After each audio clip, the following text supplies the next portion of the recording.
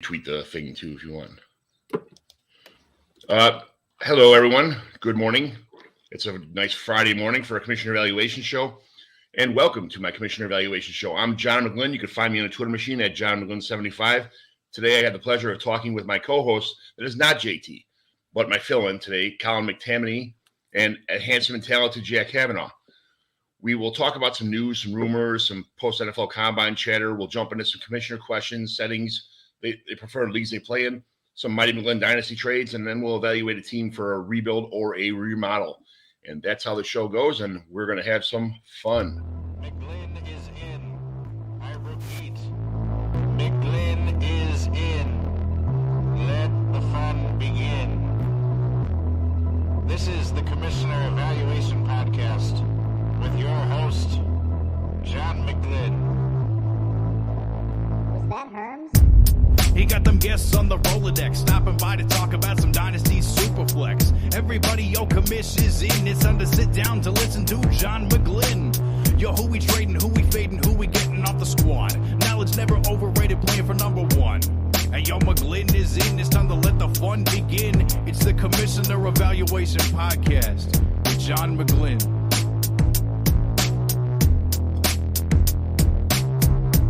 Thanks for being here today, everyone. Got some nice guests today. I joined forces with Bob Miller and Dynasty Pros recently. I've also officially became of the Nick Scripps P2W fantasy team this week. So it's been going real good. I got a couple shows. Wednesday, I had Dustin Ludke on here of Dynasty Nerds and Dynasty Pros. And then yesterday, I had Zariah Cancerbean of Football Guys. And now I'm here with these fine gents. Colin, where can everyone find you? What are you up to? What's going on? What's new in your life? Well, first of all, John, thanks for having me. I did notice real quick, you introduced Jack as talented and handsome. I got nothing of the sort. I don't know if it's a facial hair bias or what, but I'm willing to move past it for the time being. But yeah, I just joined P2W too. Nick Script put together a great team. Obviously, got you and me there. But otherwise, you can find me at fantraxhq.com. I do tons of content there. Definitely during the season, I do the waiver wire article. I do mock draft series throughout the summer. I just started a podcast with them, The Fly. So you catch me on the fly. I'm actually going to record that podcast this week, right after this show. So plenty of stuff going on at Fantrax, but happy to be part of P2W too, and excited to put together some stuff there, including this. And I think we're releasing a article today that was a collaboration of all of us. So looking forward to that. It's nice that Nick put together that team where everybody kind of chips in and does multiplayer articles. And I'm sure that it's going to keep growing and growing since it's kind of fresh to P2W to have a collaboration instead of one guy. But Nick puts out stuff in the morning. He's got a workout video at 5 a.m. A TikTok at 7:30. They need an article and then some kind of other thing. The guy's. He's very talented. He's got what he comes up with all the time. His content is absolutely fantastic. So I'm super proud that he lives close to me. I can sit in his garage and have a couple beers, and we go to bars sometimes. And just getting to know him as a person and as an analyst is been kind of special with me. So, but you are a handsome, talented yourself. But we're here for Jack Cavanagh because you're a co-host, and we don't get any credit. It's like being an offensive lineman here. We kind of push the ship, but we're here for the Jack Cavanagh show. So, Jack, tell me about yourself, where the Twitter machine can find you, TikTok, Instagram, all that kind of stuff, whatever you do, and then what you do in the fantasy world that makes people want to follow you. Well, for starters, you got me blushing with the intro immediately. And then I already knew I loved the intro song, but the energy it gives you when you're live and you're waiting for it to start, I am fired up. So thank you so much. So excited to be here. Congrats on signing with P2W. Nick is just fantastic. You can find all my work at Javanaugh87 on Twitter, on Instagram, on TikTok, all the social medias. And you can find me 7 days a week. Yes, 7 days a week at 7 p.m. Eastern on Player Profiler, the YouTube channel. Oh, I see Toronto Dave in the chat as well. Love Toronto Dave. Great guy. But you can find me every day, 7 p.m. Player Profiler. You can find my work at Roto Underworld on Twitter, at Profiler_NFL. Breaking all sorts of news. It's always fun when you can beat Schefter and you can beat Rappaport to a story. I've been calling for about 2 months now that Adam Thielen was going to get cut. And then all of a sudden yesterday, wow, can't believe it. Adam Thielen might get cut. And then this morning, he's officially cut. I've only been telling people for 2 months. So I think that's why people follow me. At least I hope that's why people follow me, is can break some news and get you ahead of some of these stories. It's did you see, was it, I'm not sure it was your tweet or somebody else's tweet that said that he's been playing in Minnesota for 13 or 18 years now or something like that, from high school to college. He's Mr. Minnesota and all that stuff, and he played with the Vikings. And this will be like the first time he's not playing football in the state of Minnesota since he was in high school, like in grammar school kind of thing. So it's kind of a little sad to see like a romantic story like that kind of come to an end for, things that happen in fantasy football world. So Jack, people follow you because you are awesome. From Toronto Dave. Toronto Dave, you're too kind. But yeah, it is sad. We don't want to celebrate these cuttings or anything. Every NFL player deserves every penny they get, but it's just, you can see the writing on the wall. Adam Thielen's too proud to take a pay cut. And what happens when a wide receiver 2 is making $19 million and doesn't take a pay cut? It's going to happen. It's why Dalvin Cook's on his way out too. Yes, I get it. I get it. Tell me about a day in the life outside of football, work, family, all that kind of stuff, Jack. So my day job is actually at a funeral home. So my family owns a funeral home. My grandpa bought it, and then my dad bought it from him. I work part-time there. I split my time between fantasy football and the funeral home. And it's nice there because a lot of the time at the funeral home, you're super busy, right? You've got a lot of stuff to go, but also there's times where there's downtime and I'm able to catch up on all my fantasy football stuff. So it's also really rewarding getting to work with your family, getting to work side by side, just building those relationships even further. It's a really cool experience that it's not for everyone. Not every family can do it. Not everyone has the relationship, but I'm truly, truly blessed to get to work with my dad most days, because it's really helped me shaped who I am, and it's helped me grow in the fantasy space too, because it's given me the flexibility. So that's kind of it. And then outside of work, I just like to relax. I like to bike when it's summer. Right now we're covered in snow, so I'm obviously not doing that, but just relax, enjoy football. The football grind never stops either. It doesn't. This is why I think people who don't join a dynasty league just to try it out are kind of do a disservice to themselves by not being like 365, 24/7, kind of looking at the headlines or, see what's going on, getting used to this free agency stuff and the franchise tags, and then getting ready for, the tampering period and then the NFL draft. And I don't know how, I don't know what I would be doing with all my time if I wasn't, into like all these football leagues and just enjoying the fantasy football world itself. So Colin, how about yourself? Tell me about a day in life outside of these fantasies, this Twitter world that we all live in. Yeah, well, I do spend a lot of time on Twitter, and I spend a ton of time looking at football stuff. I mean, we joined the Play to Win team, PTW, and you and I both know, and I'm sure Jack, of course, too. You have to follow the news in January, February, March, April, all these months leading up to the season, because you get a little, a couple nuggets here and there with coordinator hirings and head coach influences and contract stuff. Jack, you mentioned already that you were kind of on top of the Adam Thielen thing. If that kind of stuff and you look at that kind of stuff, weeks out, months out, you can kind of predict things a little bit and have a little bit of an advantage in your dynasty league. So it really is a year-round thing. This league changes on a dime. I actually just saw that. I'm a Philadelphia Eagles fan. I'll please reserve the booze if you need to. But I just saw that Darius Slay requested a trade, or is given permission to request a trade. So there's just always stuff going on. This is the best time of the year too. But typically outside of this, I do work. I know you and I talked offline here. We work shift work. I'm actually a corporal in my local police department. So 12-hour shifts, rotate days and nights, work with a great group of guys. I work where I grew up, actually. So I get to work in a community that, was really safe and really fun to live in growing up. And I get to kind of give back in that way, working for the department and keeping it safe and keeping it a great place to live for people to grow up in. Outside of that, though, I love to work out. It's important for me for my job, but it's also a passion of mine. I've been doing it for over 10 years. That includes skiing. I'm a big skier. And, I love to walk my dog too. I have a husky, so that's a workout in of itself sometimes, keeping him energized and whatnot. So yeah, that's pretty much it. Thanks for being a police officer. That's first of all, I got two of my friends who own funeral homes. So Jack, so I know about the funeral home life with the families and all that stuff, and it does. It kind of keeps families kind of close knit because it is a family business. Everybody does their part and they stick together and get into the common goal. So that's, and it's a great business. So congratulations on your family's success on that kind of thing. And Colin, my brothers are both sergeants for Chicago Police Department. So the police aspect of congratulations, thank you for your service, and it's much appreciated. So appreciate that. Thank you. Yes, sir. So Jack, what does fantasy football mean to you?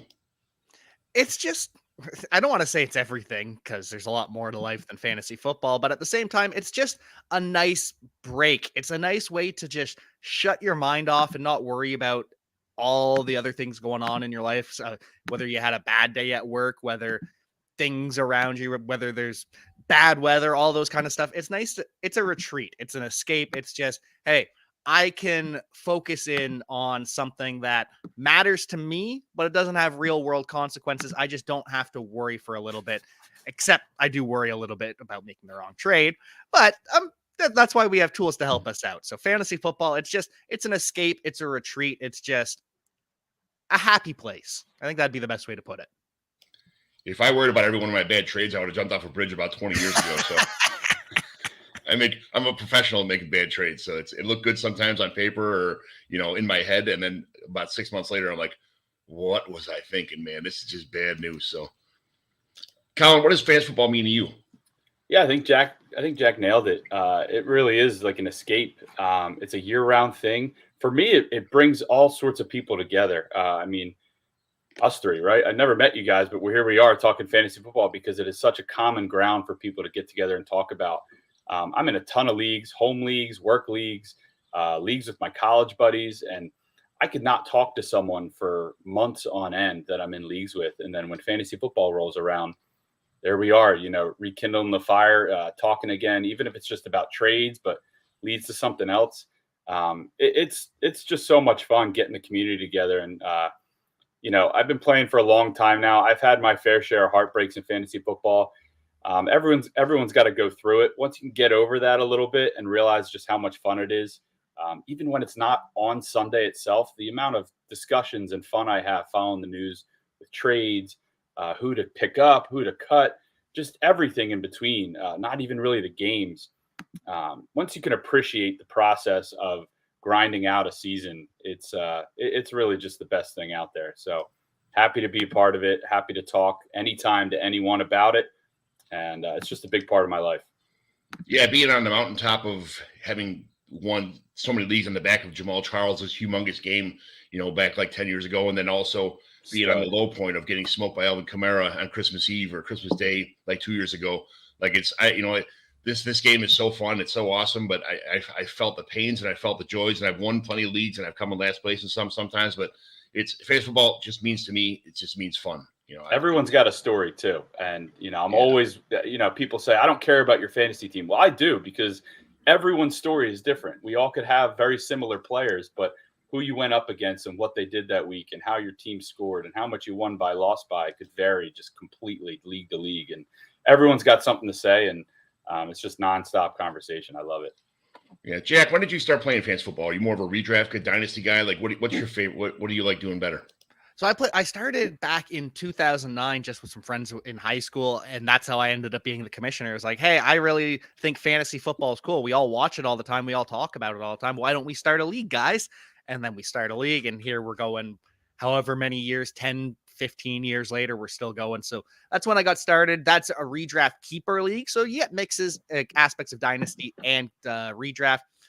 I am trending more towards dynasty lately, though.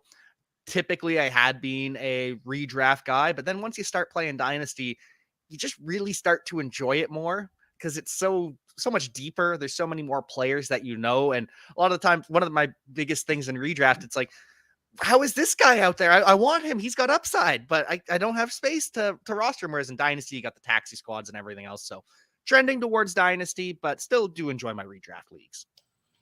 Yeah, I've gone down the rabbit hole dynasty. The only redraft leagues I have now are like the fishbowl and stuff like that and charity events. But and I get in them and I'm like, man, this is terrible. It's like a horse race, and that's it. There's no skill. There's not much skill to it. You go to draft the best players and just kind of let them go, and that's it. Colin, how about you? Dynasty, redraft? What's your favorite? I definitely play in more redraft leagues. just because some people don't want to put in the work of, running a team each year. So, always cycling out people in different leagues. I actually started Adrian Peterson's rookie season was my first year. I was in high school. I got invited to a 14-team league with a bunch of guys from high school and their dads. They're like, we need one more. We need one more. All right. I ended up with the first pick. Adrian Peterson was definitely a popular guy. I had no idea what I was doing, and this just goes to show how far I've come. I drafted Reggie Bush, and they just all turned and laughed at me. It was extremely embarrassing. So another guy that was in that league, my best friend, I said, dude, I got to redeem myself. Let's start our own league. So my home league was formed, and we're entering our 17th season, coming up this year. So, but I definitely love Dynasty. I actually made a Dynasty trade last week. I shipped off Jordan Love. So, there's always just something to talk about in Dynasty trades. And again, it's a year-round process that I love, being a part of. Yeah. Live fishbowl drafts, Fantasy Football Expo this year, last year. Colin or Jack, did you guys go to the expo? Jack, you first?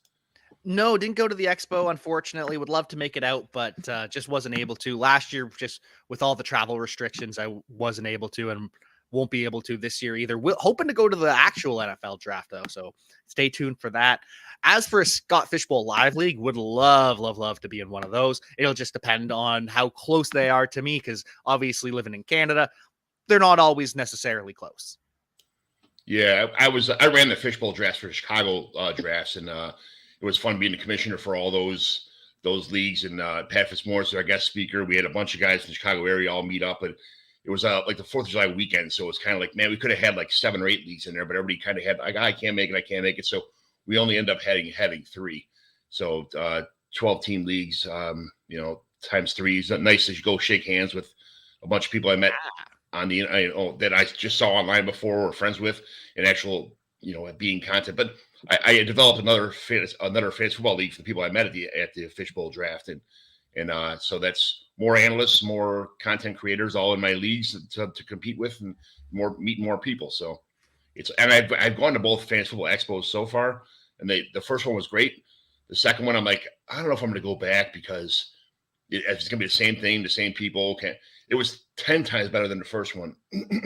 Playing football on the field, playing like just all the things that go into the expo are just, it's unrealistic to think that this guy Bob Long does this stuff for everybody, and it ends up being so much fun. So if you get a chance, definitely go to the expo.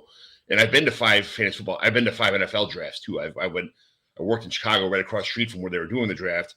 So every day I got to walk. When the first truck pulled up, I got to walk and see the whole situation. And then every day as it got bigger and bigger, I saw, I walked, and I was actually at both drafts, and I went with Mike Tagliere to the one in Nashville to go see that one. I am going to Kansas City this year with a couple of people. My regular co-host, JT. We're going to KC. So it should be fun. It should be great. Colin, how about you? Yeah, I've been following the expo from a distance, on Twitter, living vicariously through people's posts and stuff. It looks like a ton of fun. I'm still on the fence about this year. I got to work around my work schedule a little bit, but I should be able to make it, depending, maybe not for the whole thing, but a couple days at least. I know a couple of us were talking about it in our P2W meeting.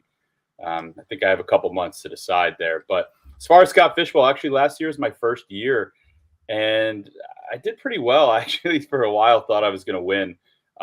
Lamar Jackson was a stud for me. I had Chris Olave, Stephon Diggs.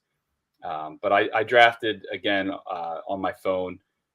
But my goal for 2023 is to network more in the fantasy space. So far so good. Meeting you two guys, I've met a lot of other people. Joining the P2W team was big for me. So I'm hoping I can get to a Philly live draft this year and draft in person. That is a goal of mine. I just need to put my money where my mouth is and make it happen. So looking forward to another great season.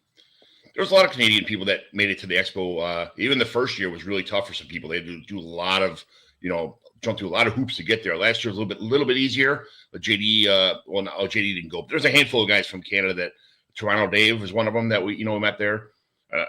So it's fun meeting people from other countries that show up to the expo also. So it is a great time. All the guys you get to see, instead of just hearing voices on podcasts or seeing face on TV, You get to shake hands and give somebody a hug, and buy them a beer, that kind of stuff. It's a great event. So hope you guys can make it next year. So Jack, what's your favorite part of this whole experience? Like the redraft leagues, dynasty leagues, DFS, Debbie, are you in Campus Can kind of thing? How far down the rabbit hole did you go? And are you more of like just a podcaster or a writer? Like what's your favorite thing to do? I just like talking about it, whether it's on a show, whether it's with friends, whether it's with colleagues in the industry. Like I just love talking about it all. The playing is obviously great too, but I'm almost at the point where I'd rather just talk about like my fantasy teams and your fantasy teams and just the social aspect of it, from the podcasting to talking with friends to talking with just random people. It brings everyone together. It just gives us all something to bond over. I think that's kind of where I'm at. I still love all my individual leagues. I still love my redraft and my dynasty leagues, but at this point it's just the community of it, I guess. Yes, it is fun. It's the whole thing about it is that's why I do this. Some people like to write. Some people like to, just play in leagues, not write or content. I like talking about it. I like just getting other people's reactions and hearing what they say and be like, wow, that's a great idea. I've gotten so many ideas from my home leagues from talking to people on this podcast about what they do for commissioner stuff. So it's nice. Colin, how about you? Yeah, I definitely started out writing, and that's been kind of the core of my involvement in producing content, especially for Fantrax. It's something I feel that I'm good at. It's something that kind of gives me time to myself every day. But talking is so much easier, and you can always find someone to talk to.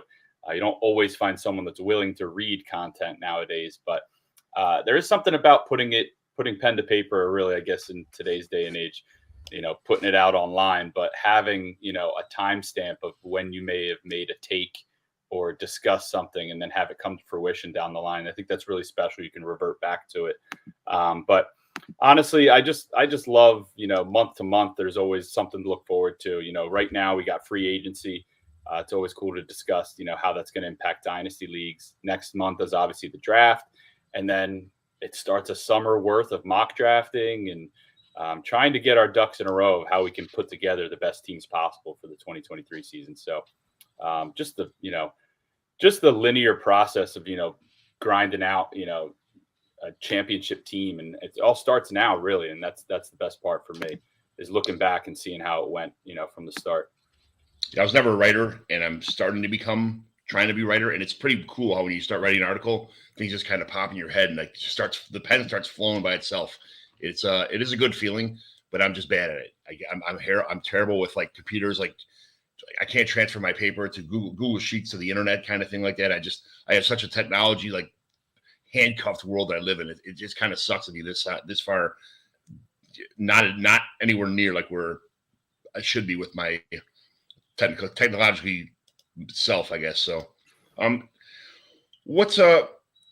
Jack, what do you do like in the off season or all year round to make yourself a better and more informed fantasy football player? It just never stops. It never, ever stops. I've got my notifications on for all of the breaking news sources. So get ahead of things on that way. And then I just follow and listen to intelligent people. We've been following each other for quite a while. Just across the board, you learn who you can trust. You learn whose advice is good. And even when you disagree with one of your friends or someone you respect's take, it's having the critical thinking to be able to say, well, this is why I don't really line up. I understand what you're saying, but I'm just in a different boat. So it's really just nonstop. It's just keeping the information coming every single day. So it can be a little bit overwhelming at times, or not overwhelming, but overload. Sometimes you get too many opinions, and then you just have to leave it up to yourself to or just let the noise fade out and take over yourself. Yeah, I'm like as Colin knows, I work this crazy shift all the time. So I pretty much have a set of earbuds in my ears all the time. And the only time I not have earbuds in my ears is when I'm sleeping. But I can't use a computer, but I do have my phone. I walk around with a spreadsheet that I'm learning how to use Google Sheets with. But I'll write down if Matt Waldman says something, or if Ryan McDowell says something, or if somebody else says something, or if Jack Cavanagh says something, or Colin McTamany, I'll write down these ideas that people say, and then I'll kind of compare my notes at the end of the day. That's how I'm doing a lot of my rookie stuff right now. I check rankings on Player Profile, a couple other sites, and then I'll write down notes that I hear from 30 or 40 different people, and then I'll watch film. I'll watch film with a couple other analysts that are actually film guys, and they'll kind of show me like, well, this is what's going on here, and I'll say, well, Matt Waldman said this. What do you know about this? And I feel like I'm pretty well informed with doing all three of the justices, right? Looking at rankings from people who do, the analytics, and then talking to people who do the tape grinding, and then doing my own listening to all these different other opinions. So I think I'm pretty well rounded, but it is. Colin, how about you? Yeah, I think a really important thing for fantasy managers is to, it sounds a little harsh, but you got to humble yourself a little bit. At the end of the day, you're the one making the decisions. It's in the name, manager. You are managing your own team. So to sort through your own decision-making and look back on it and say, why did I do that? Was it because of an outside influence, or did something in my gut tell me? And being able to decipher it that way, I think, is really important. So I always try to look at the past season and say, where did I go wrong on the leagues that I lost? Was it really just bad luck? Did I go up against Mike Evans and Austin Eckler in the finals of my dynasty league? Yes, I did. And I lost. That's bad luck. It happens. But, in a redraft league, why did I make this trade? Why did I cut this guy early? Why did I do this? You want to go back and try to think back, why did I do that? Sometimes I will take notes throughout the season, what influenced my decisions. But I think Jack, said it well too, is, you got to kind of learn who to trust, getting your pieces from other people. I started out listening to Matthew Berry, of course, right. And the Fantasy Focus football podcast with Nate Ravitz that developed into, bringing in Stephania Bell and Field Yates and Daniel Dopp and all these guys on that. And then I decided, there's so much more out there than just these guys' opinions.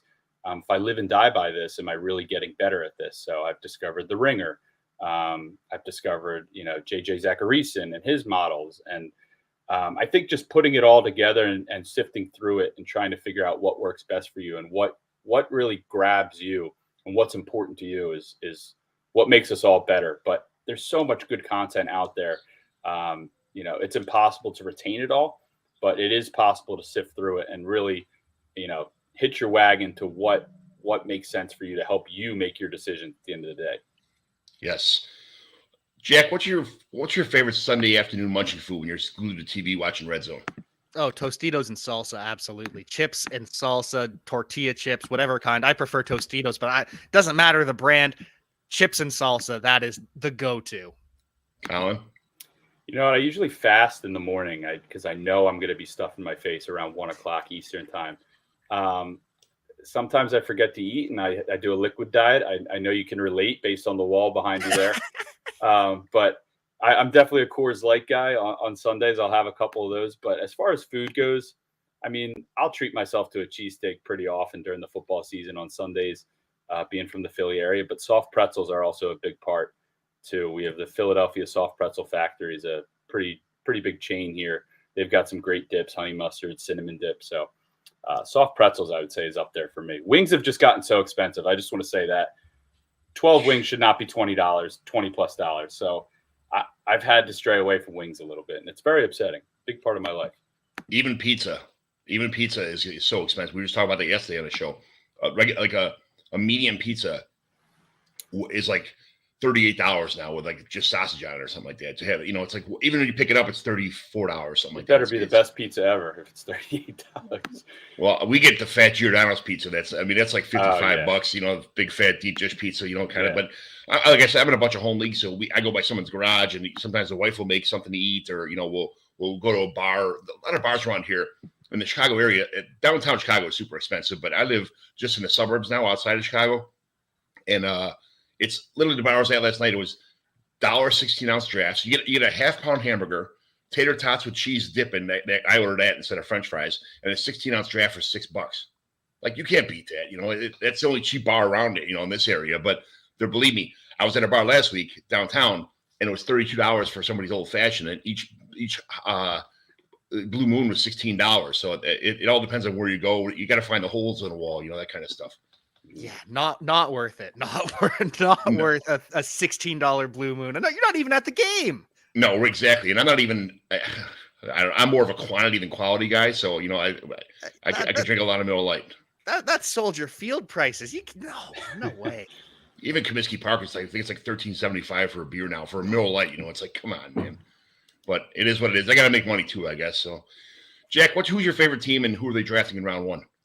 So I am in a transition period for my fandom. I grew up a Baltimore Ravens fan when I started football because I started playing linebacker. And so Ray Lewis, best linebacker in the NFL. But over the last couple of years, the Ravens have just been making questionable decision after questionable decision. And the rumors of Lamar Jackson, well, he just doesn't want to play. And it waited until after the season to quash that rumor. And very similar to Ronnie Stanley, the left tackle, he just doesn't want to play. No, these guys are hurt. Why are you doing this? Why are you throwing your players under the bus so often? I know maybe you didn't start the rumor, but you're letting it stack up. So the Ravens are kind of on the outs with me. If they do trade Lamar Jackson, I think I will be over them. But the Lions have stolen my heart as of late. Last couple of years, I started working for the Believe in Lions podcast 2 years ago now, a little over. This will be my third season coming up here, but I've always been a Lions fan, given my proximity to Detroit, about an hour and a half away. And so you've always rooted for them. But as I started covering them, I fell in love again. Because when I was growing up, I was a fan because Calvin Johnson and Matthew Stafford, and then Calvin Johnson leaves and the Matt Patricia eras, and it's just like, this is painful. But now I'm in love again, and I will not be getting off the Detroit Lions bandwagon no matter what. I was a Bears fan my whole life until, Dan Marino days came around. I love Dan Marino, so I became a Dolphins fan because of Dan Marino, and Marino left, and the team was absolute garbage for a long time. And now I'm not a big Tua fan. I kind of like what they're doing a little bit, but I love Josh Allen. I love the Buffalo Bills. I have friends that AFC East rival friends of mine that have been Buffalo Bills fans, and they watched their team go to 4 Super Bowls. They had a tough time for a while too now, but it seems like Ozzie Newsome was such a good GM for the Ravens. It's nice to have people who don't just spend money in free agency to make it look like a big splash. They actually care about football. They balance the team well. It's there we go, Bills Mafia from Toronto, Dave. It's nice to see a team that is well managed, and it seems like Dolphins are just like, throw money at my team and whatever happens. And everybody knows that that's not how to build a football team. So, Colin, how about you? Yeah, I actually felt a little weird showing up to this podcast wearing a baseball hoodie, but I think it's pretty clear. I did bring the Eagles mug, though. I'm a diehard Eagles fan, but I think playing fantasy football opens up avenues to cheat a little bit on your team. I definitely have a lot of favorite players in the NFL, and from there you just grow to love the coaches and certain teams. But at the end of the day, I'm rooting for the Eagles, and I'm rooting for whoever's playing the Cowboys. That's just my roots there. I was when the Eagles won the Super Bowl. I actually was there for the Falcons divisional game. My dad was fortunate enough to get me tickets to go with him to the Vikings NFC Championship game when we just absolutely routed them. Case Keenum, one of the best experiences of my entire life. Getting chills thinking about it now. So to be a part of it after so many years and to be there when they won and watch the Super Bowl win with him, it's just something I'm going to cherish forever. But like you said, Jack, the Lions, like, how could you not root for, week 18 last year against the Packers, even though the Lions weren't going to make the playoffs, they gave it everything they had and, knocked the Packers out. And Jamal Williams, if no one's seen it, his post-game interview was just fantastic. So much emotion. It's just so easy to root for some of these guys around the league. So of course I'm going to root for the Eagles day in, day out, but I'm always paying attention to all these other teams. And, it's very easy to fall in love with a lot of these guys and, what they represent off the field, but how they show up every week on the field is special. It's kind of hard to be a fan of a team now when you're in so many I'm in 19 fantasy football leagues anyway.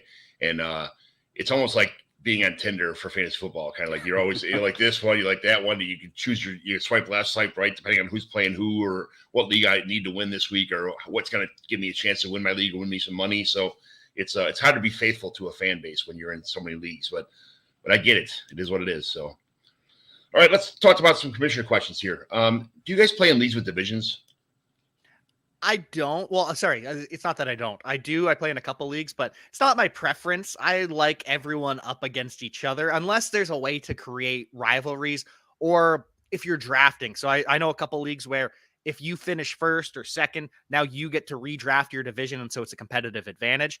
If you're just, well, you're in the East and you're in the West, it doesn't really do it for me just because there's less excitement that way. Yeah, I'm not really a division guy, especially for redraft, because you're not bringing back the same team every year. So, the level of competition, not only from how managers draft, everyone has that guy in their league that's like, yeah, he's never going to win. I mean, it's just one of those things. Or there's a guy that is just knee deep in fantasy year round that is very good. But at the end of the day, the skill level of the manager is one thing, but who they draft is going to be different every year. So divisions are tough for me, but I do like the idea though of perhaps drafting who's in your division, because as you guys know, you play in a 17-week fantasy season, 14 regular season games.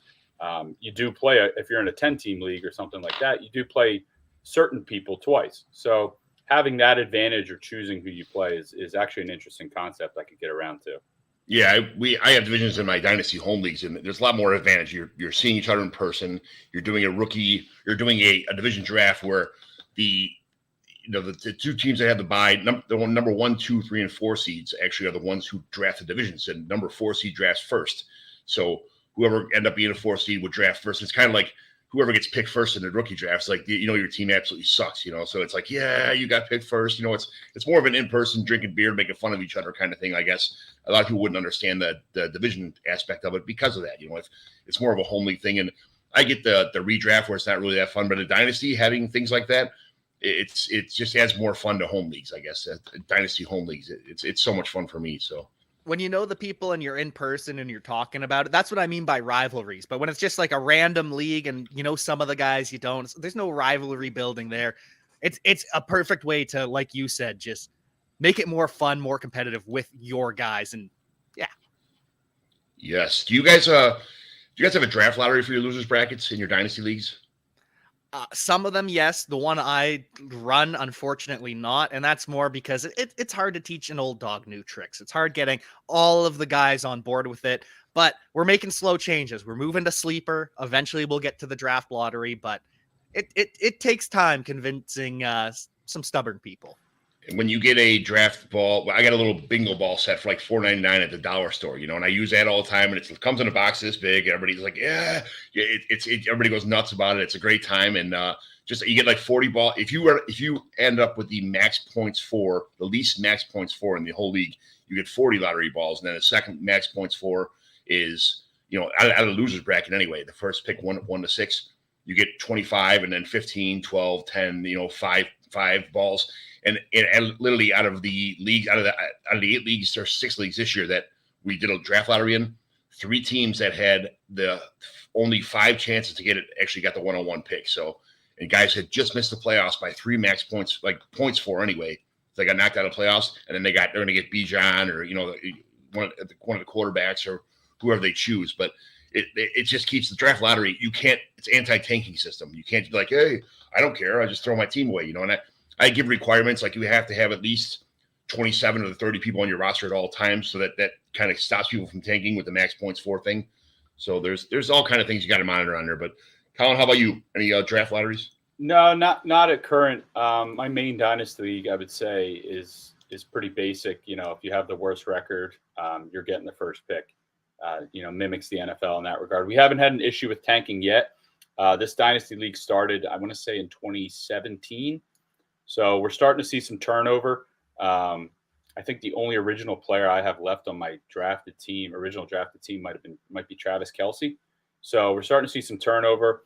I actually lost this year as the 1 seed to the 6 seed. So that kind of uprising of, this lower seed winning has kind of encouraged people to, realize like, hey, with a couple moves here and there, I can make the playoffs and I can make a run. That's all you got to do, right? It's just make the playoffs and anything can happen. So haven't had any issues with tanking yet, but I love the concept of that, because when you have a guy like Bijan Robinson that's the clear 101, especially in non-superflex, which is what we are, giving more people an opportunity to land him is pretty exciting. However, you hold a lot of power knowing you have that 101 right now. So we're very, very trade happy in that league. So it's a lot of fun too. Yeah, people do also money where you get, if 101, you get like $365. And if you're 512, you get like 38 cents or something like that, So the Is number that for two, Fab? it's Okay. for Fab for the rookie draft itself. Okay. So it just adds another element. So you could trade, like if you were number 3 or number 4, you could get your Fab money for number 4 and trade with number 5, 6, 7, whatever. Oh. And you have enough money now to outbid the 101 for Bijan, or that's in the rookie draft itself. So it's trading Fab around is I send money for Fab money trades all the time. Like absolutely, I'll actually under $200, $300. You can't take it with you to the next season, so you might as well spend it somehow. Yes. Some people just trade it all. There's one guy in my league who trades it all away like day one because he's like, I hate Fab. I don't give a shit. I don't, I'm like, I'll take it, man. Hey, whatever. You never know. It's so. Do you guys have trade deadlines? Yes, like for redraft, obviously, definitely do. And then in Dynasty, I don't like trade deadlines for Dynasty. I think there should be times of the year where you do shut it down, though. Like right around now, I think you should probably shut it down just because waiver, even if it's less of a big deal if it's waivers, but with free agency coming up, I don't like the idea of, well, I was on sleeper first, so I get the player that just signed. I like to avoid those kinds of things. So around now, I prefer to shut it down, but I don't like deadlines in Dynasty because Dynasty is such a, what is the word I'm trying to find? It's so dynamic. It changes so much. I'm all for being able to trade all the way through. Yeah, I have a trade deadline for my redraft league. I think you have to because, it's such like you invest so much time into your redraft teams in August, September even, and then, you start 0-3. You get guys that are like, oh, I'm not going to win this year, maybe, right? So, they start playing favorites and trading away guys here and there. It can get messy. So you kind of have to have deadlines in that regard. As far as Dynasty goes, I've seen people that say that they're stupid in Dynasty leagues. I mean, I get it. If you make the playoffs, though, and you can still trade with teams that are out. No, I don't like that. Yeah, it gets a little tough for me, but I've seen that in some places, and I don't really like it because you could have the best team going into the playoffs, but if there's no trade deadline, teams would be like, well, I don't want Colin to win again. Let's, I'll give you this guy and that guy for your picks or whatnot. And people know their picks at that point. You're at least getting a top 6 pick at that point for my league. So it gets a little messy for me. But as far as trading after the season, once the season's over, you can start trading picks, players, what have you. But, people are a little gun shy right now because, I have the 111 pick. Obviously, I came in second place. I think there's a tier drop off there. But do I want to, I have to kind of evaluate who I think are going to go 1 through 10. Do I want to trade up now when I don't even know what team they're on? So it's tough. But as far as deadline go, I think you do need it to, keep some sort of order. Depending on who you're playing with, though, because you got to have a little bit of trust that guys aren't going to collude or do anything nonsensical. Yeah, redraft, I think like week 8 is pretty much the standard operation procedure for like trade cutoffs because after that it gets real hairy about, hey, I don't know I'm out, so you give me 2 cases of beer and a family size pizza for the wife and me, and I'll give you. Pizzas are expensive, so that's actually a good deal, right? It's probably more than the entry fee, right? But in my dynasty leagues, there's 365 24/7 trading allowed all year long, but we do our waiver wires. I wait until after the NFL, the Wednesday after the NFL Super Bowl is when I shut down my waiver for the season because there's guys who like Colin, like yourself and myself who work all these messed up schedules. Jack, you're doing homework every day to do a 7-day-a-week podcast. Like there's people who are not at a desk all day long. Like some people, it's unfair if every day the waiver at 11 o'clock they have that's the waiver thing. Somebody could be at their desk and at 10:50 Adam Schefter could say, who was so-and-so got traded to the Eagles, or they could go on and be like, oh, cool. Even though when you have 12-team, 30-man dynasty leagues, there's not much on the waiver wire, but at the same time, that little bit of an edge that somebody has is enough to, kind of shake the balance of the whole league. So I shut waiver wires off, and then after we have a rookie draft, and then I have a 30-man cut. So you have some people have 30-man with 10 guys on their IR, and then they imported 7 rookie picks. So they have 47 picks on their team. They have to get down to a 30-man roster by a certain date. And then 2 weeks after that, I open free agency again right before the season starts. So just give everybody some time to breathe. Everybody's got families I don't want to be on the Grand Canyon with my kids on on vacation and having a check sleeper every, people need the summertime off. As much as we love Dynasty, this is more of a hobby for most of us than it is a job. So just enjoy it. Enjoy it when it's it's so much better when it's just time frames and time periods. So yeah. Do you guys give if the winner of the toilet bowl, do they get pick 113 or 213 for winning? Nothing like that for me. So it's another reason to keep people interested in the playoffs in the shit bowl. Not only first the draft lottery itself, but second of all, if you win the shit bowl, you get pick 113 or 213, whatever you want to award it to somebody as far as that goes. So it's just another incentive to keep your team going for it or somewhat stable to throughout the season. So we've been doing that for a while. It ends up being great. I think the 213 is a little bit more able to swallow than the 113 because this guy this year, he just barely missed the playoffs, and now he's going to get the 113. This team's pretty well, and it's only because he missed the playoffs because of injury. He's already a pretty good team. Now he's going to have 2 first-round picks on top of it, but it's the 113. It's not. There's no gimme guarantees. Not the 101. But people have missed. I love drafting like JJ Arcega-Whiteside and Denzel Mims in the first round. It's my hobby, So you don't always win. You don't always win with your draft picks. I'm glad you were able to say that with a smile on your face. I trade away my picks every year because of the fact that I trade up. Even the players I drafted this year, Bell and what's the guy in the Cowboys? Ferguson, Jalen Tolbert. I traded up to get Bell and Tolbert, and I'm in every league, and I get them. Not every league, but I think 5 leagues I have at least both of them, if not, And now they just absolutely blow, and it's man, come on. And I'll wait for them. They're not going anywhere. These guys love to park their ass in the bottom of my roster for 5 years at a time and just suck. But that's kind of what I do. I should good locker room guys, right?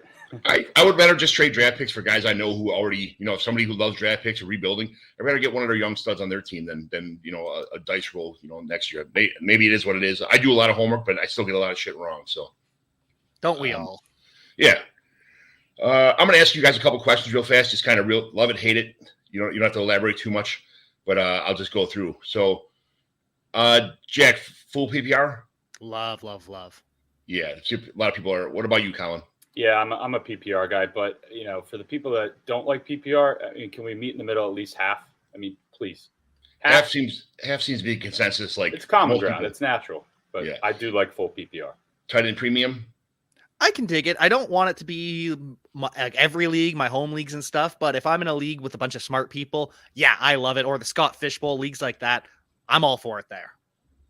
Yeah, I could get around to it. I think the tight end position is starting to turn a little bit. There's a lot of hype around this rookie class, so I could see transitioning to tight end premium. It's one of the biggest positions that I have trust issues with. So I know outside of Travis Kelce, so I get it. Makes him a little bit more valuable, but I can leave it or take it. It's not really that important to me. Point per first down, rushing, receiving, throwing. Point per first down. Yeah, I'm about that because it mimics real life football. This is something that matters. I like making football and fantasy football matter. So first downs, yeah, I'm all for it. The skill. Yeah, I agree with that. Especially when it's a third down conversion, quarterbacks or teams in general are relying on usually that player to do it or certain players to do it. So rewarding them for that makes sense to me. Yeah, a 0.1 or 0.2 point per target, per carry, per pass attempt, kind of stuff like that. I'm not as about that. I wouldn't outright say no, but that it's a skill to get targets and carries. But at the same point, at what point are we just doubling down on the first downs and the reception? So now you get 1 point for reception and then another point for just the target. Less about that. Well, a 0.1 or 0.2, not a full point per carry. Oh, okay. So, but Derrick Henry's and Nick Chubb's and those guys who get 20 carries a game, instead of a PPR, they only get 1 or 2 receptions a game, but they're going to have 20 carries. So okay.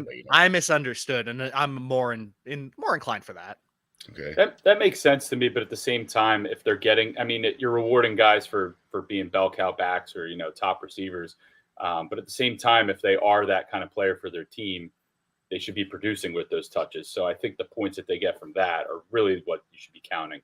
Well, sometimes you get 24 carries for 86 yards and no touchdowns, and it's shit, man. The guy's a workhorse all game long, and that's Derrick Henry, man, in a nutshell. He could post the 3 touchdown games or the 86, scoreless yards, 8.6 points. Yes. It's tough. Yes. Been there. I've been there all the time. Yes, it's terrible. I know. It's what about kickoff and punt return yards for individual players? Depends on how deep the league is. In shallow leagues, I'm less about it, but in deep leagues where you got to start someone, I think it does help just being like, hey, I can. This guy, he's gonna catch like maybe 3 passes, but at least I'm getting some yardage return there. Yeah, I like it for best ball. I think those deep players that you draft, 16th round or so, you're like, well, at least I can get some points there if he's the punt returner. That makes sense to me. It's tough for me to get on board with that for redraft though. Well, it's like Sky Moore was returning punts and stuff like that at the beginning. He fumbled 5 of them, so it's like, dude, what the hell? It's but like if you had Antonio Brown back in the day when he returned kicks and punts, and he returned 2 or 3. If you had Devin Hester back in the day when he had like 5, didn't really play receiver, but is almost his long touchdowns on punt returns and the touchdowns he had in the games and the punt return yards itself was almost enough to put him on the as a flex player on your team. So there's diamonds in the rough there sometimes. Not. But a lot of times you don't get shit, guys. Fair catch 3 or 4 times a game, and you get nothing for it. So it is it. What about passing touchdowns? How much should they be worth? 4, 5, or 6? Yeah, go ahead, Colin. Yeah, I go back and forth with this because it is a passing league. My favorite position in football is the running back. I love running backs. I'm a naturalist, just ground and pound. Run the clock out, just like forcing your will. Winning in the trenches. I love offensive linemen, defensive linemen battling it out, but it is a passing league. So that makes me want to say 6, but at the same time, we've seen those pop passes where, guys are just running the sweeps and the quarterbacks just pop it up to them. And, should that really count as 6 for the quarterback? That's where I get a little hinky with it. So again, maybe meet in the middle and do 5, but for most of my leagues, I do 4.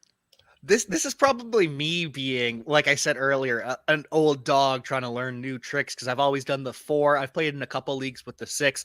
And as I said earlier, I like things that reward real life football skills, and passing touchdowns being less than a rushing touchdown. It doesn't make sense. So I think I should be saying 6, but I'm not quite there yet.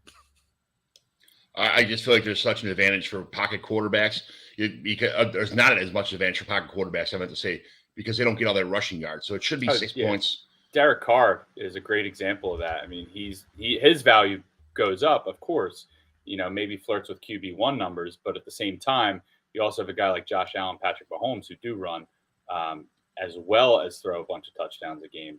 They become, supremely powerful, but they're also getting the big contract. So maybe they should be the most valuable players in fantasy football as well. Then you get Justin Fields, who doesn't throw for 100 yards more than 2 or 3 times a season, but he runs for almost he would have probably broke the league record for rushing this year if he didn't get hurt at the end. But but he only threw 8 touchdowns, 9 touchdowns this year. So compared to the 45 touchdowns that some of the other guys throw, it's that's those people would want 4-point touchdowns to keep it more even. But I like having a 6-point touchdowns. Most of my leagues are 5 and 2, but I get where it all depends on what your vision is for how you like your quarterback to be. But I got Josh Allen, Patrick Mahomes, and Trevor Lawrence as my top 3 quarterbacks in most of my Superflex Dynasty leagues. So it's you have to trade a lot to get those 3 guys, but in the long run, it pays out to spend for those guys in your leagues. In your Dynasty leagues, you guys have kickers and defense and stuff like that, or no, just redraft, right? Oh, not in Dynasty. I still have them just because we started with them back in 6 years ago, and we're a democracy, so we vote, and we still have them. It definitely swings lineups, though, or definitely swings matchups, I should say. So maybe we'll revisit it at the table this summer. But yeah, we still have kickers and defenses on all of my leagues. So that's good. The people who have the Patriots are like super happy that defenses are part of your Dynasty league. It's like having Travis Kelce version of scoring on your team. And then there's other people who just get smoked all the time because they had to pick up a defense on buys, and and then kickers. When I first started my Dynasty league, like my first Dynasty league, I had kickers in there, and the scoring tier I like to have for long field goals. Like 3 points for anything under 30 yards, and then 4 points, and then 5 points, and 6 points for anything like over 60.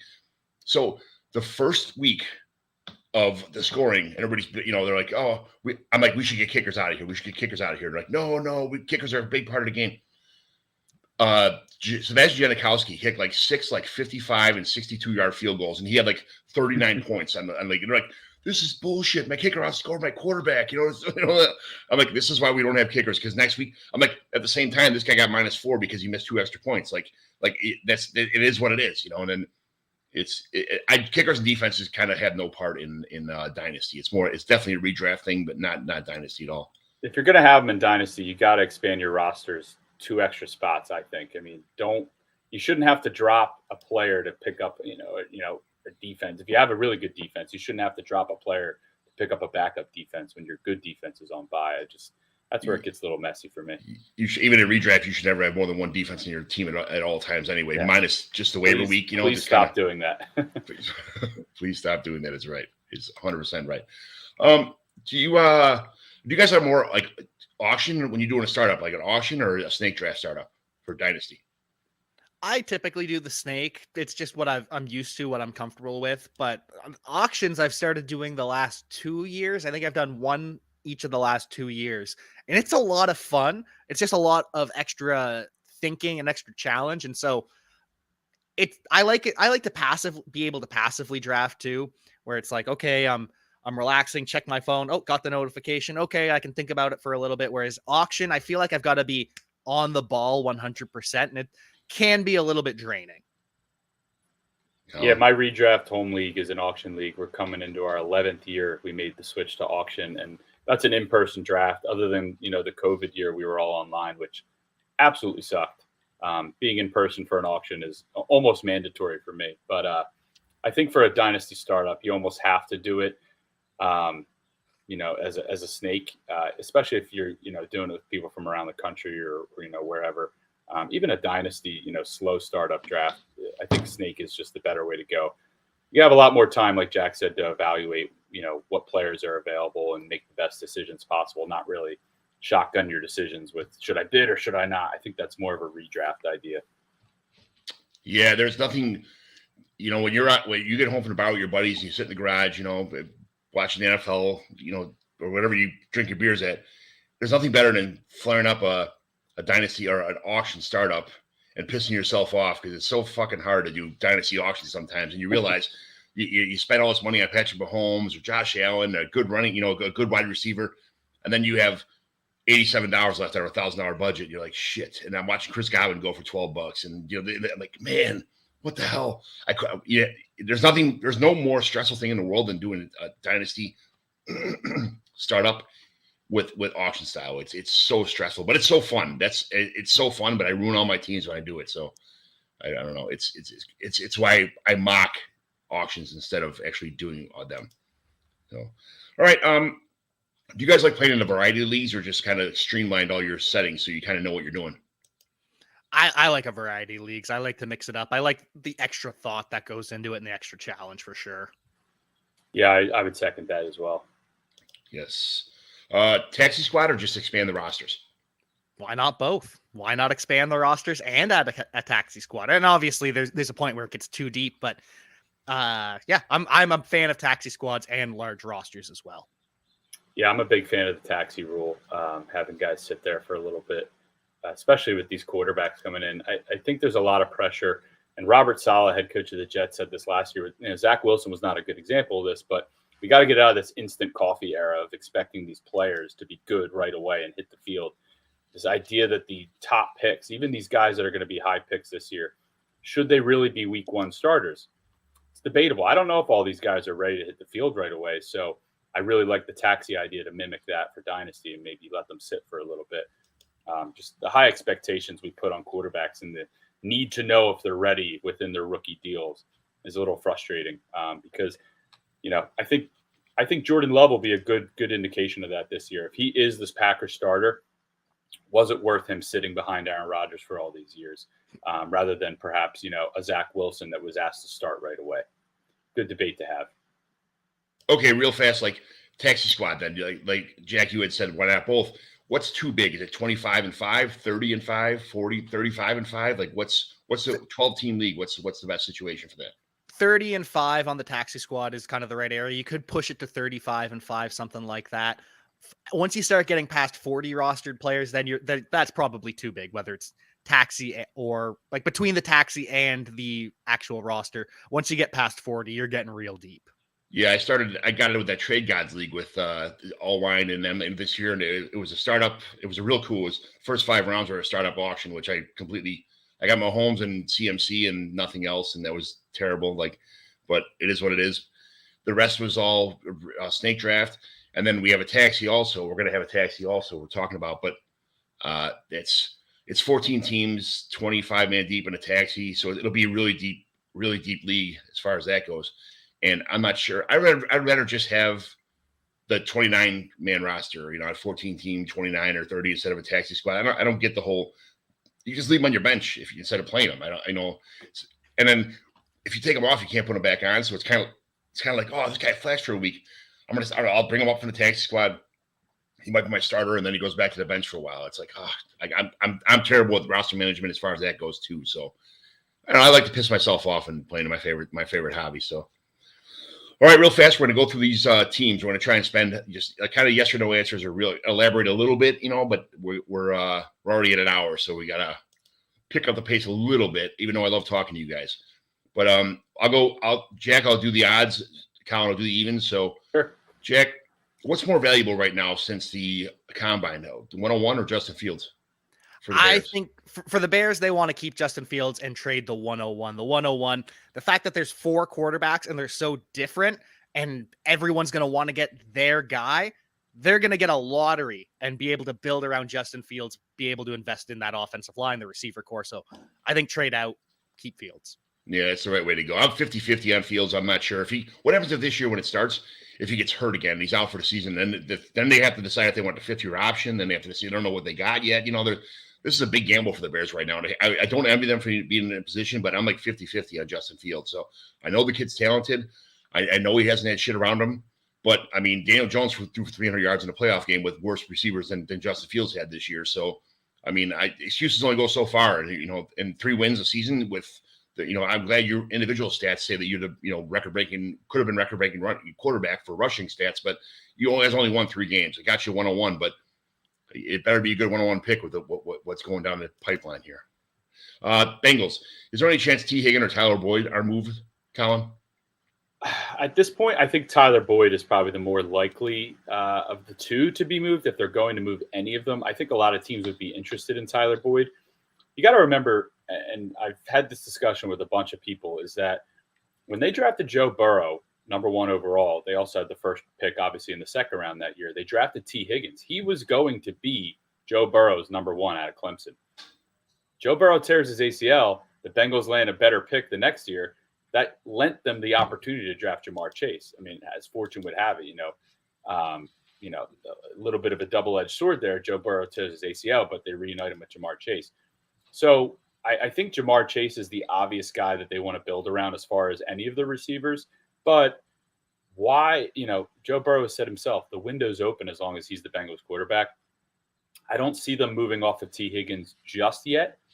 But if someone comes calling and offers you perhaps a first, it's a conversation. But I think they'd rather keep Higgins, Chase with Burrow and move off of Tyler Boyd if anyone's going to get moved at this point. That's just the gut sense I have at this point. Jack, Bill, should they draft offensive lineman, running back, wide receiver, or something else this year? Offensive line and wide receiver. I don't care what order you do it in, but you need to rebuild that offensive line. It was disappointing. Couldn't protect Josh Allen as much as we hoped. And you need someone to take pressure off of Stephon Diggs because Gabriel Davis hasn't been able to do that. That's what Isaiah McKenzie's for, buddy. I love Isaiah McKenzie, but you need another threat. No, I get it. Colin, Broncos, is Russ cooked?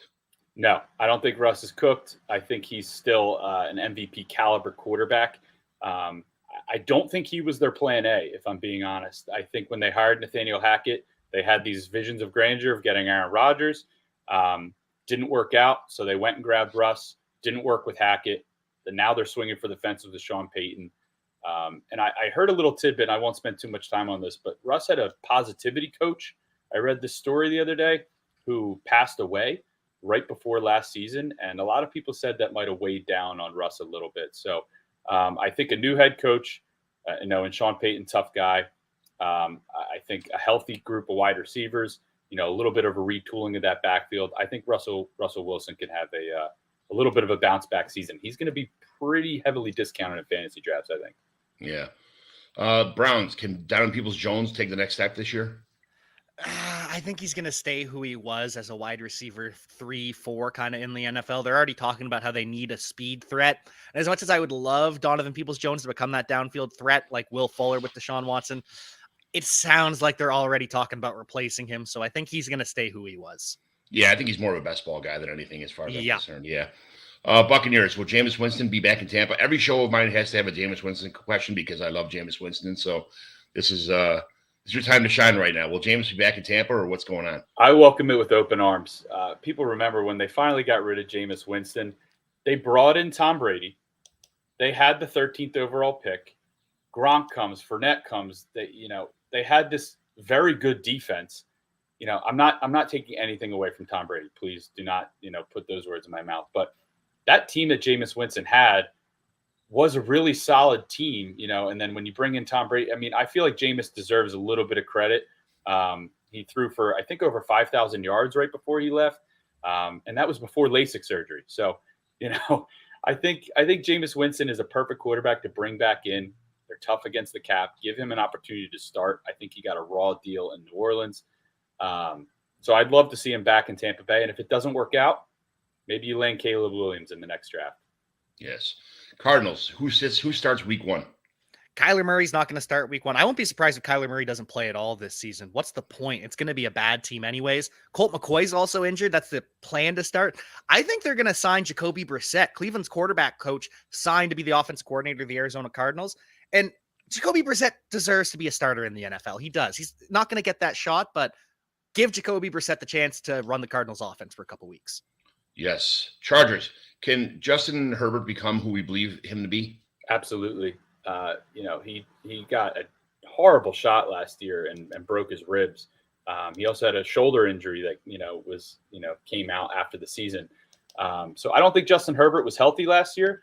And I think the head coach, the head coaching decisions for the Chargers all around, a little bit interesting from Staley, but his receivers also haven't been healthy. It's very rare that we see Keenan Allen and Mike Williams on the field all at once. So I think they're going to draft another receiver. I think Keenan Allen and Mike Williams will be back. Justin Herbert will be healthy for another offseason. I'm buying in on Justin Herbert for the 2023 season. Good man. Chiefs, will the Chiefs be able to shake the Super Bowl hangover curse? I think so, because we saw the last time they won a Super Bowl, they went right back to the Super Bowl and they lost, but I wouldn't consider that a Super Bowl hangover. I think that Kansas City is going to be fine as long as Patrick Mahomes is there. Unless something crazy happens with injuries, they're fine. Not worried about a hangover. All right. Neither am I. I love Patrick Mahomes, love the team. That's my mom's favorite player in the league. She loves Mahomes, she says so. Colts, do they trade for the number 1 pick, or do they just hold tight at number 4 and just see who falls to them? As you go down the line, you got Chicago, Houston, and Arizona, and then the Colts. I don't think Houston has any reason to move up unless there's a guy they absolutely want. They kind of played themselves out of the top pick to begin with. But I think they should just hold tight at 2. Arizona's probably not going to trade up. Obviously with Kyler Murray on the books, they should trade back. Jim Irsay already alluded that he wants to trade up. However, he did mention he likes the kid from Alabama, alluding to Bryce Young there. I don't think he's the guy you should be trading up for number 1 for. It's another conversation for another day. But yeah, the Colts make a lot of sense to be guys to move up. I think Shane Steichen, new head coach, is going to want a guy to build around. Yeah. Cowboys, is Dak trending up or down at this point in his career?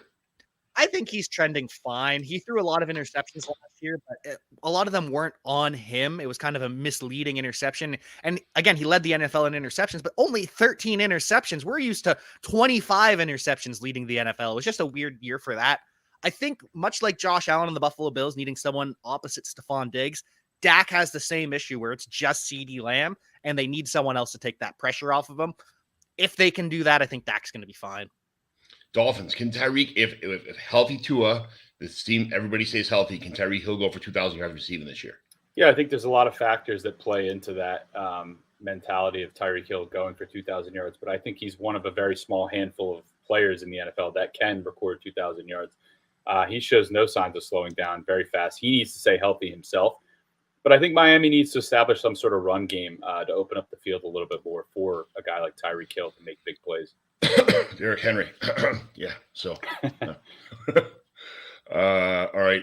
Is Jalen Hurts a top 5 quarterback? In Dynasty, absolutely. He's a top 3 quarterback. You can put him behind Mahomes and Josh Allen. In real life, I'm still saying absolutely. I think it's a big 3 at quarterback. It's Mahomes, Burrow, and Allen as the top 3. And then I've got no issue putting Jalen Hurts as that QB number 4. There's a lot of guys you could put in there. But yeah, I think Jalen Hurts is a top 5 quarterback. Yes, absolutely. And I think Trevor Lawrence is inching his way to the top too. So, Falcons, they don't want Lamar Jackson, right? That's no small screen, right? They don't want him at all. I think they'd be crazy. I mean, if you ask them, hey, do you want Lamar Jackson? I think they'd say yes, but I don't know if they want to pay 2 first-round picks to get Lamar Jackson. They definitely need some sort of answer at quarterback. I think we all need to accept at this point that the 2022 class of quarterbacks isn't that special. I don't think Desmond Ridder is that special, but hey, if you want to go into the 2023 season with him and just see what you have, at least, I get it, but they need someone a little bit more competent under center if you're going to get the most out of Drake London and Kyle Pitts. Yeah. 49ers, who starts with week 1 at quarterback for the 49ers? Going to be Trey Lance. Brock Purdy, he's getting surgery at some point today. He's going to be out at least 6 months. Exactly 6 months from today would be game 1 of the NFL season. So you're going to put the quarterback that hasn't been able to throw for 100% of the summer, hasn't worked with the first team offense in week 1. Nah, it's going to be Trey Lance. I wonder how bad the surgery is going to be because they weren't sure if it's a small surgery or the big surgery, and they couldn't tell until the swelling went down, which is just recently now from the Super Bowl. So I think when they go in there, they may find a little more than they have to. And at this point in time, it'll be a no-brainer that it'll be Trey Lance. They won't really have another option. So, yeah, I agree with that too. Let's see. Where are we at? Giants. Is Daniel Jones overpay, underpay, or just right? I think just right. 25 years old, only 5 interceptions last year, only 15 passing touchdowns, but Brian Daboll let him run over 100 times. That's definitely one of Daniel Jones's best attributes. And it's really not the deal that you see at face value. It's really more like a 3-year, $94 million deal. With the guarantees and the guarantees that are, this time next year, he'll be getting $12 million for the 2025 season. So I think it's really a 3-year deal. They'll get to see what they have with him. And they made the playoffs, and not a lot of people expect them to. And Daniel Jones is a big reason for that, but they need to put some weapons around him and really see what they have. But it's only 3 years. They didn't commit 5, 6, 7 years to him. So I think it's enough to see what you have, but just short enough that if it's not good, you can pull the cord. The Jaguars team is really kind of making her play right now. So they just franchise 10 Evan Ingram. They're probably going to draft a receiver along with some other defensive players, offensive linemen, things like that. What does Calvin Ridley do for this team? Oh, he completely changes the offense because to go from Marvin Jones to Calvin Ridley, you still have Zay Jones, who's a quality 1B. You still have Christian Kirk, who's a quality 1B, but now you have an actual alpha in Calvin Ridley. This is going to be a crazy explosive offense with Evan Ingram at tight end too. As you said, Trevor Lawrence, he's going to be heading towards that top 5. Yes. I'm on the screen right now and I see a cat walking back and forth in front of the screen. And I love when people's animals or kids kind of get like on the screen. So it just shows like a peacefulness of your house. Like my cat's here just living his best life. Oh yeah. She loves the attention. She loves to be on camera. Oh, absolutely awesome. The Jets, how much do Aaron Rodgers change things for Garrett Wilson this year? Well, assuming I thought maybe we'd get some news this morning. That would have been really cool to break it here. But assuming Aaron Rodgers does play for the Jets, it does loads for Garrett Wilson. Over 1,100 yards last year as a rookie with 3 different quarterbacks, if I'm not mistaken. One of them being Zach Wilson, who Garrett Wilson admitted Joe Flacco throws a better ball than Zach Wilson. So I think the consistency and just the poise that Aaron Rodgers has as a player on the field will do wonders for Garrett Wilson. I think his stock is going to be way up. If Aaron Rodgers is under center there, you're not getting Garrett Wilson in the 4th round or later in most drafts, I bet. Jack, this one fell right in your lap. The Lions, has the roar been restored? Oh, yeah. The roar has been restored. We believe in Brad Holmes. We believe in Dan Campbell. We believe in the Detroit Lions. They're coming for the North this year. They're winning the AFC or NFC North. Packers. To Jordan Love going, is he going to fill in Aaron Rodgers' shoes, or is he just a project that might fail? That's really tough to say. We haven't seen a ton from Jordan Love, but I want to see who the pass catchers are, because when you look at last year, it was Christian Watson, Romeo Doubs were the two main pass catchers, when they were healthy, two rookies. I don't expect Alan Lazard back. I don't expect Robert Tonyan back. So a little bit of a retooling as a whole on this offense. Luckily, though, he does have Aaron Jones returning into that backfield. That's huge. He actually led the team, I believe, in receptions last year. He got a strong run game with him and A.J. Dillon. So I think Jordan Love is ready to run the offense. But again, if he's not, you cut your ties. It's a pretty easy transition to the next quarterback. Yeah, it's game over at this point in time if he doesn't produce this absolutely. year. So, Time to shine. This question hurts my heart because I'm the biggest DJ Moore truther on the face of the earth. But is DJ Moore just the new Allen Robinson, or are we waiting for him to get a real quarterback to find out what he is? I'm going to keep believing in DJ Moore. I'm still going to believe that he can break out. And I think the Panthers are going to get a real quarterback this offseason. I do think that they're going to draft someone. And I think DJ Moore will be fine. At least I hope so, because he deserves it. He is so talented. He could be a wide receiver 1 overall if he had a real quarterback at any time in his career. Number 1 overall. That's spicy. I love it. He could be, though. You're right. Is Ramondre Stevenson a buy, or sell, or a hold right now?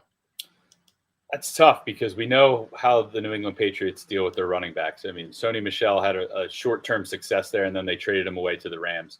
But I do think Damian Harris walks in free agency, so Ramondre should be the starting running back for this team. Get a lot of LeGarrette Blount vibes.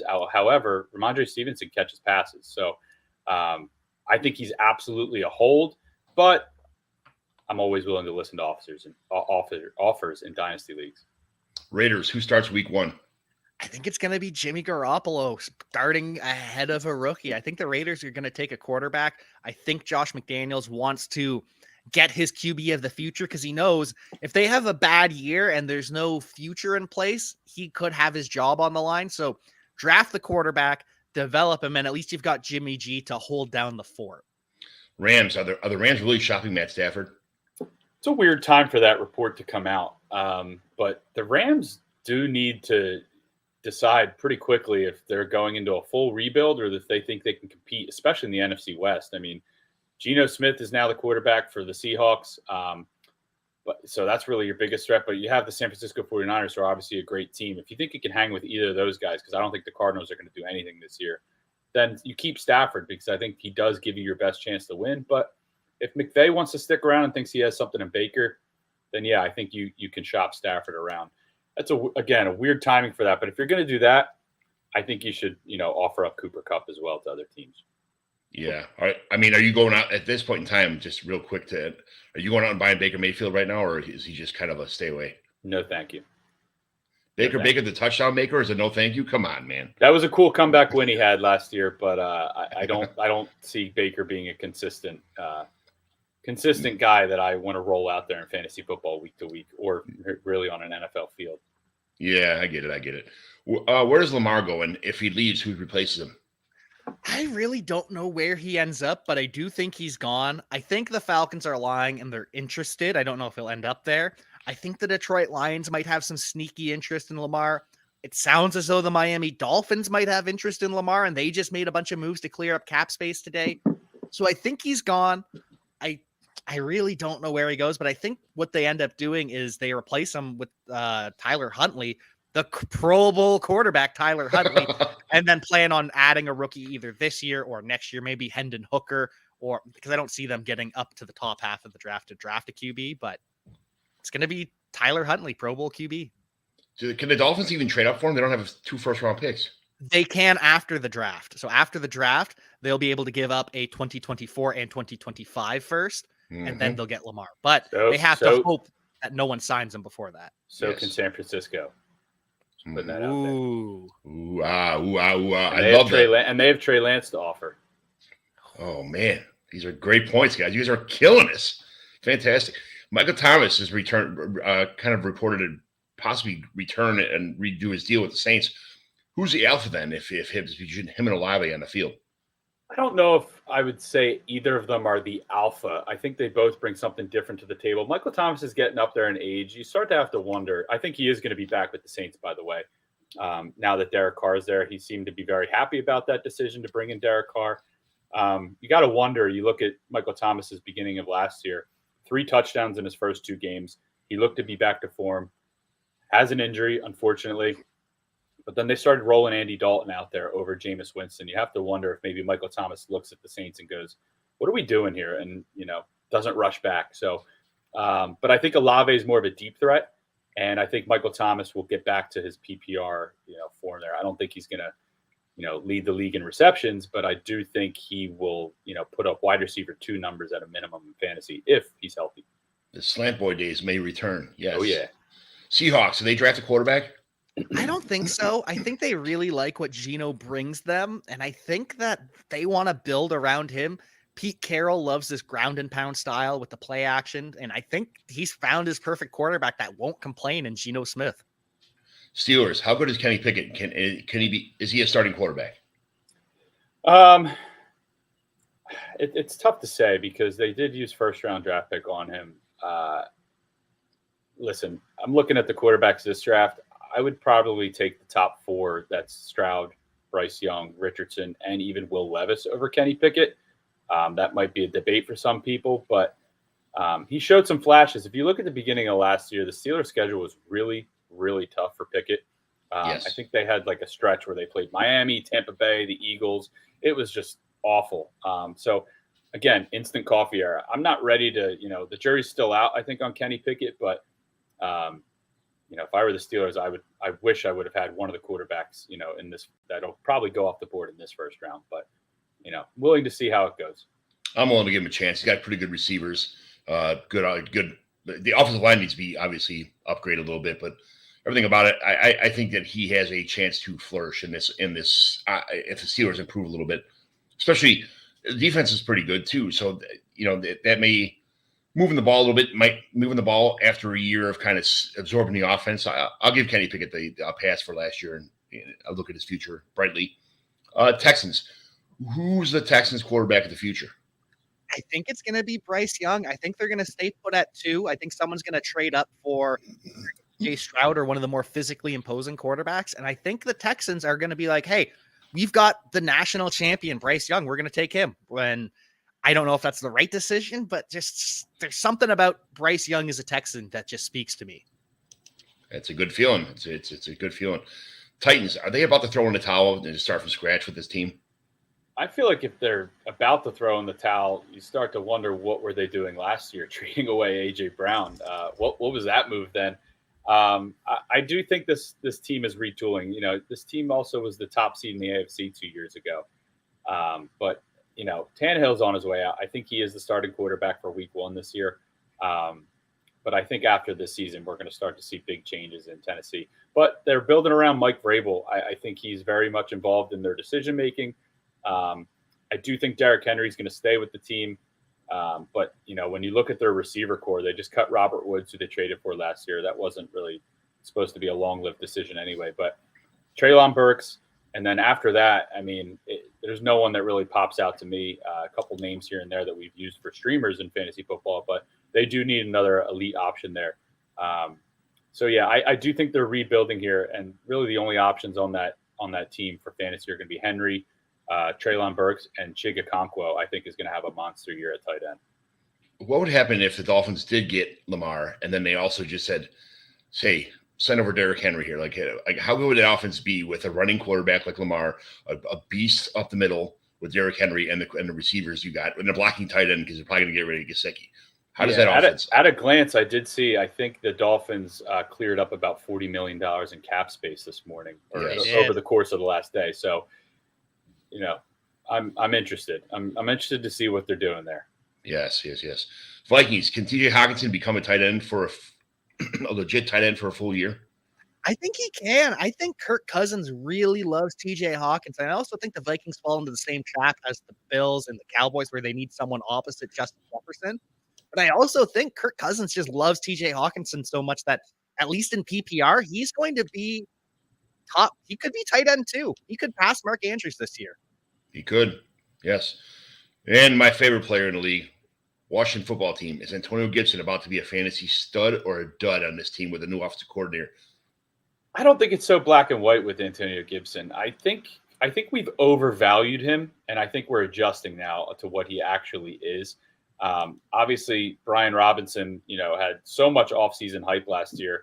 The unfortunate situation with him, where he was a victim of a crime, at the beginning of the year, opened the gateway for Antonio Gibson, and he didn't really do much with it. But that was under a Carson Wentz-led offense, under center. I want to see who the quarterback is there first, but I think Antonio Gibson is more of like a flex, maybe a low-end RB2 at times, rather than this guy that's going to be, as Ron Rivera called him years ago, the DC CMC. That was ridiculous. He compared him to Christian McCaffrey. I think a lot of people got their hopes up. The expectations are definitely lower.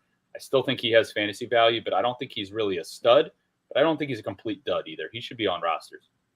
He should be on everybody's roster. He's on all mine. He ain't going nowhere. I love Antonio Gibson. Yep. Good. He's gonna have a breakout year this year, I feel, but I don't think there's no such thing as undervaluing or overvaluing Antonio Gibson, buddy. So watch your mouth over there, all right? Worst case, he's better Jerick McKinnon, and that's a pretty good worst case. Yeah.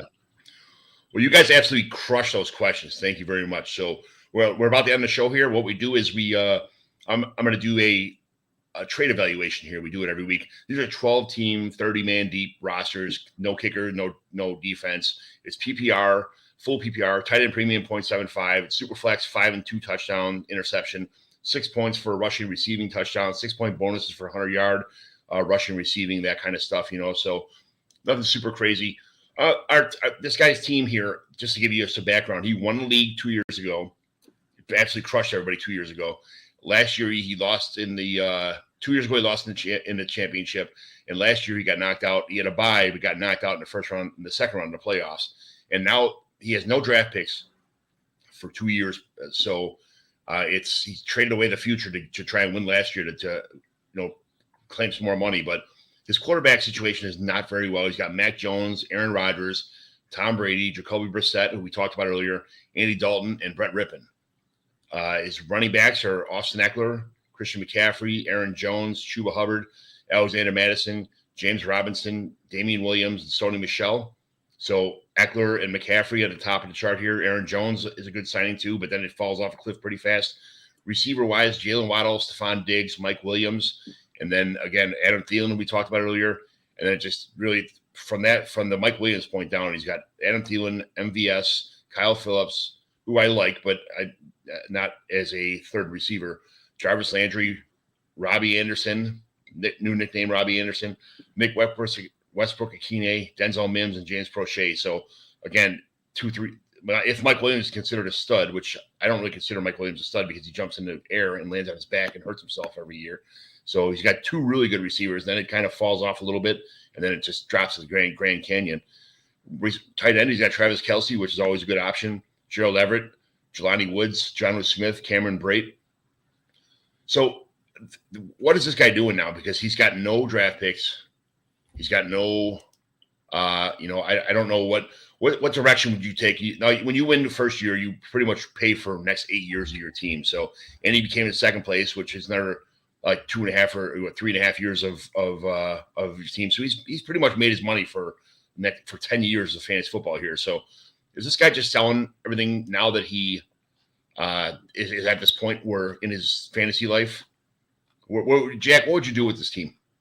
I don't know if you have to sell everything here because you still got options. And like even at quarterback, Aaron Rodgers and Mac Jones are two starters. They're not high-end starters, but I don't know. I don't know if I'd be aggressive in selling immediately. I think I might hedge. I might keep my roster going, see what I can get, see if I can get that wide receiver 3 position nailed down, which is desperate. Maybe a package Travis Kelce or Austin Eckler for a starter at wide receiver and running back, or wide receiver and tight end. I think you can push it on for one more year because you don't have picks this year anyways for a full rebuild. You could trade guys for picks, but I think you can hang on for one more year here before you fully blow it up. I think you have to, because this thing is, it's like a car teetering like on the end. Like, what do you do if you make one move to get rid of one of these guys? You have to get rid of everybody. Like, yeah, you're at that point where you have one minus the quarterback position. You have 2 stud running backs, 2 stud wide receivers, and a stud tight end. And it's like, you're such a fragile point right now. It's all you need is your quarterbacks to kind of like be average, which they will be average. Those quarterbacks are pretty much average quarterbacks. But it's a super flex. So you have to use, you can't draft a quarterback this year. And I do take it back. He's got 310, 410, and 503 this year. And then next year he's got a 24 second, 24 third, 24 fourth. So I really wouldn't start a rebuild until I had my own first round pick. If you're going to do that, I wouldn't want to, award somebody else for my first round pick that I gave away or I traded away for somebody. So it's not, again, it's a couple of reasons for him not to throw the towel in right now, to kind of just keep moving forward until the wheels come off the bus kind of thing. But Colin, what do you think about this team?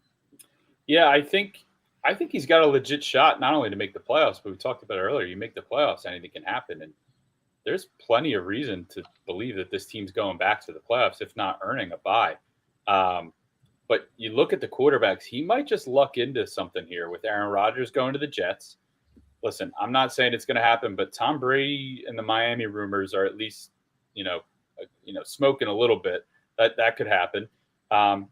Jack alluded before, maybe Jacoby Brissett is the starting quarterback for the Cardinals. All of a sudden, you have a starter in Jacoby Brissett. And Mac Jones, you have to still see what you have in him. So even at his weakest point, I do think he might have 2-3 starters here. But if Tom Brady doesn't play, if Aaron Rodgers decides to retire, out of the blue, then your starting quarterback is Jacoby Brissett, and you're in a lot of trouble without that super flex option. But you look at some of these other guys on his bench, there's rumors that Dalvin Cook's not going to be with the Vikings. Maybe they do, invest a little bit more in Alexander Mattison. Maybe he goes somewhere where he's a starter. So you have some options there. Aaron Jones is coming back, probably going to have a large role on the Packers. And then you look at some of these other guys. MVS is still under contract with the Chiefs. So he's still got Patrick Mahomes throwing to him. Nice little option there. And then Cameron Brate's going to test the free agency market. And then Jelani Woods, huge tight end option in Indianapolis. And if they bring in a rookie and he's the starting quarterback week one, Jelani Woods could be a nice little safety valve for that guy. So I do think there's some upside. I don't think you need to be trading for a first round pick this year or next year. You clearly already sold those to get a victory, which he did. I don't think he's like a full-blown Les Snead, F them picks Rams kind of thing here, but I do think you still have at least a one more year cushion before you have to start making some serious moves, because by next year, Aaron Rodgers could be just a one and done wherever he goes. Austin Eckler is going to be 29 years old. Christian McCaffrey is going to have that many more touches. Travis Kelce is going to be, in his mid-30s. So I do think you should still invest in trying to win this year, but I don't think there needs to be too many drastic moves. I think this guy's in a pretty good position, better than most at least. What if he drafts his late picks and he gets like Stetson Bennett and like Zach Kuntz, later in the draft, kind of things like that, and let some guys sit for a year or two? I mean, those are pretty good and solid moves for late flyer picks, kind of thing. Like, those guys can both pan out, especially Kuntz with his athleticism. He does have a chance to. He definitely has a roster that's probably going to make himself contend, if not get in the playoffs. And like you said before, we all know once you're in the playoffs, anything can happen. So there's some diamonds in the rough. This is not a great class, but it is a deep class, and it's a lot of undersized guys here. I don't know what's going to happen here with these players, but it's all he needs to do is hit on a couple flyers and make this team contendable for a while. And if one of these players hits, trade them away for a second or third round pick. Any of these deeper players that they that you weren't counting on, trade them away as soon as they do hit for a week, and call it a day, and that's it. So Zara Kansabedian, I said it yesterday. Kansabedian was on my show yesterday. He's coach just said afternoon boys, and then talking sports with Manny. What's up, fellas? Thanks for tuning in, guys. I appreciate it. But that's pretty much we evaluating this team is the kind of the cherry on top of the show. We kind of go through it and help a person evaluate what they should be doing going forward, or give an eye. Everybody has their team and they have their strategy, but hearing what you should do from opinions of what you should do with your team from a couple other lenses sometimes helps somebody else. So I like doing that every week, just kind of saying, hey, thanks for sending me your team, we'll evaluate it, and you guys kind of rock that too.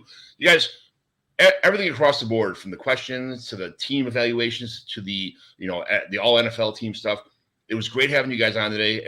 Fantastic. Thanks for all you did. You crushed across the board. So Colin, where can everybody find you at on the internet, the Twitter machine, or the rest of the world? Yeah, my Twitter handle is @Colin with 1L _MCT for my last name McTamany, @Colin_McT. I'm always tweeting there. My DMs are open if you ever want to talk football, but I'm always commenting on people's stuff. You'll see me floating around there. As far as my fantasy football work goes, I do write for Fantrax. I also have a podcast for them, The Fly.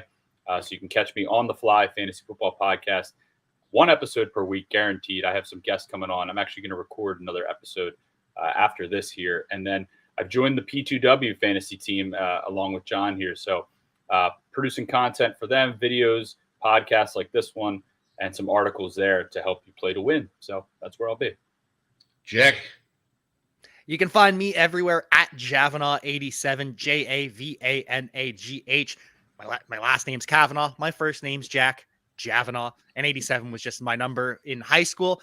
I've had my Twitter for a long time, but don't worry. If you scroll through, you're not going to find stuff that's going to get me canceled. I'm a good boy. But you can find me everywhere @Javanagh87. You can find me every night, 7 days a week at 7 p.m. Eastern on the Player Profiler YouTube and Facebook channels. And you can find my work over at playerprofiler.com as well. John, thank you so much for having me. This was an absolute delight. You guys, thanks for giving up an hour and a half of your day to come on here and talk to me about fantasy football. This is what I do. It's my favorite hobby. I'm not looking for monetary or anything. I just like to contribute, have a good time, meet awesome people like you. Hopefully I see you at the expo or, somewhere else around, next couple of years or so. I'll be there. I'm old. My kids are all kind of grown now. I like hanging out, just having a good time. The expo, like I said, I'm 48 years old, so it's I'm not dead yet, but I'm on the back end of the golf course anyway. So it's a great time to be alive, to do this kind of stuff, and all the information that's on the internet now. It's just great. It's great talking to guys like you and just kind of making the whole thing awesome. So thank you very much, and we will see you guys later. Here's my outro song. McGlynn is in. And thank you everyone else for coming in. Thanks for being part of the Commissioner Evaluation Show. Let the fun begin. This is Herms NFL who made this song for me. If anyone needs an entrance song to their podcast. John McGlynn. Was that Herms? He got them guests on the Rolodex, stopping by to talk about some Dynasty Superflex. Everybody, commish is in. It's time to sit down to listen to John McGlynn. Yo, who we trading, who we fading, who we getting off the squad. Knowledge never overrated, playing for number one. And yo, McGlynn is in. It's time to let the fun begin. It's the Commissioner Evaluation Podcast with John McGlynn. There it is. Thanks everyone for being part of the show today.